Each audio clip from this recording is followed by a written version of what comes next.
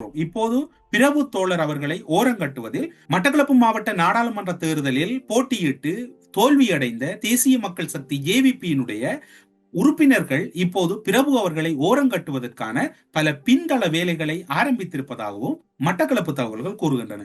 இப்போது பிரபு அவர்கள் ஒரு ஆளுமையற்றவர், இவரால் எந்த விடயங்களையும் கையாள முடியாது என்கின்ற பிம்பத்தை பொதுமக்களுக்கு காட்டி அதன் பின்னர் பிரபு அவர்களை அவருடைய உயர்மட்டத்தின் அடிப்படையில் உடனடியாக ஒரு குறிப்பிட்ட காலத்தின் பின்னர் ராஜினாமா செய்ய வைத்து அதன் பின்னர் சில நலனை அடைந்து கொள்வதற்காக மட்டக்களப்பு மாவட்டத்தில் என்பிபிக்குள் வெட்டுக்குத்து ஆரம்பமாகிவிட்டது. மட்டக்களப்பு மாவட்டத்தில் என்பிபிக்கு கிடைத்த ஆசனம் ஒன்று, இப்போது அவர்கள் அதனையும் கூட ஒரு வேற விதமாக அவர்களுக்கு ஏற்றால் போல் இல்லை, பிரபுவனுடைய செயற்பாடு மக்கள் மத்தியில் அதிருப்தியாக இருக்கின்றது என்கின்ற ஒரு பிம்பத்தை காட்டுவதற்கும் அந்த கட்சியிலே போட்டியிட்டு தோல்வி அடைந்தவர்கள் இப்போது இன்னும் ஒரு வேலை திட்டங்களை பின்தளத்திலே ஆரம்பித்திருப்பதாகவும் அங்கிருந்து கிடைக்கின்ற தகவல்கள் கூறுகின்றன. எது எவ்வாறு இருக்கின்றதோ தெரியாது, ஆனால் இன்னும் ஒரு விடயம் கூறப்படுகிறது.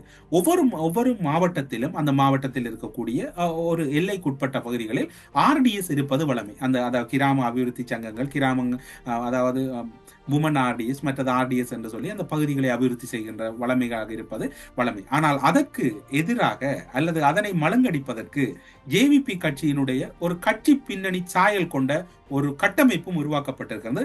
பிரஜா சக்தி என்கின்ற ஒரு அமைப்பை ஜேவிபி ஆரம்பித்து அதில் அவர்களுடைய உறுப்பினர்களை உள்வாங்கி அந்த உறுப்பினர்கள் தான் இனி எல்லா விடயங்களையும் கையாள்வார்கள், ஆர்டிஎஸ்க்கு போன்று அவர்களுக்கு இணையான அந்த அதிகாரங்களையும் கொடுக்கின்ற ஒரு போக்கு இலங்கை முழுவதும் ஆரம்பிக்கப்பட்டிருக்கிறது. ஒட்டுமொத்தத்தில் இப்போது என்பிபி அரசானது தன்னுடைய கட்சி நடவடிக்கைகளை இந்த பேரனர்த்தத்தின் பின்னர் தீவிரப்படுத்தி இருக்கிறதா என்கின்ற சந்தேகம் எழுகின்றது. எனவே ஒரு பேரனர்த்தம் இடம்பெற்றால் அதனை பேர் அனர்த்தமாக கையாளுங்கள். ஜனாதிபதி மீது இந்த இடத்தில் விமர்சிப்பதற்கு இடமே இல்லை, அவருடைய செயற்பாடுகள் மீதும் விமர்சிக்க முடியாது. காரணம் என்னவென்று சொன்னால், அவர் செல்லுகின்ற இடம் அத்தனையிலும் இந்த விடயங்கள் தொடர்பில் அழுத்தமாக அரசு அதிகாரிகளுக்கு சில அறிவுறுத்தல்களை வழங்குகின்றார். அப்படி இருக்கின்ற போது அவர் பதில் சொல்லாமல் தயக்கம் காட்டினால்தான் அவர் மீது விமர்சனம் வைக்க வேண்டும்.